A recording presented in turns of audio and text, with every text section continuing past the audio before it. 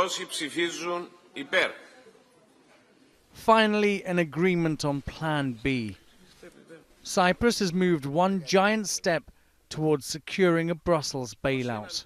Κυρίσω τη λήξη της σημερινής συνεδρίας του Σώματος. A solidarity fund pooling together state assets, government control over bank capital, and one more, the most controversial. The key components of the President's Plan B have been put through Parliament and the framework is now in place.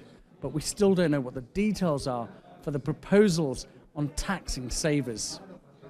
Cyprus's politicians have voted to allow state control over bank capital to prevent a run on the banks when their doors finally open on Tuesday.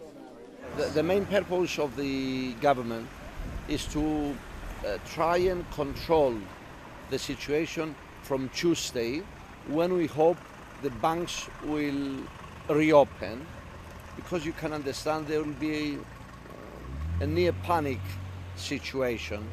The threat of savers being hit still hangs over the heads of ordinary people like Louisos Mikel. He was taught to cut his coat according to his cloth, an economic maxim passed down the generations. So he worked hard, spent 35 years building up a good business, and looked forward to a wealthy retirement. Not anymore. Times are hard for the 60-year-old tailor. Ειδικά των τελευταίων καιρών που ήδη εγκλεισμένες οι τράπεζες μας, εγώ προσωπικά δεν έχω βίζα. With the banks being closed, it is hard because I don't have a credit card, and so cash flow is a problem. Even filling your car with petrol needs thinking about. Cypriots have always been workers by nature, and nobody could have imagined that unemployment would be so high.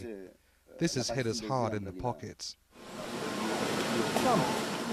Cyprus is weathering a storm, the likes of which this Mediterranean island has never faced in her young history.